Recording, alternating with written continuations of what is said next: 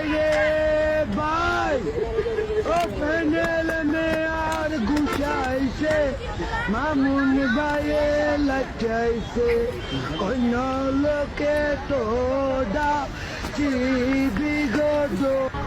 আমি আপনার ভালোবাসি না, নাটক করছি। বাঁশ উৎপাদনে বিশ্বে বাংলাদেশের অবস্থান অষ্টম, কিন্তু বাঁশ দেয়ায় বিশ্বে প্রথম স্থান অর্জন করেছে বাংলাদেশ।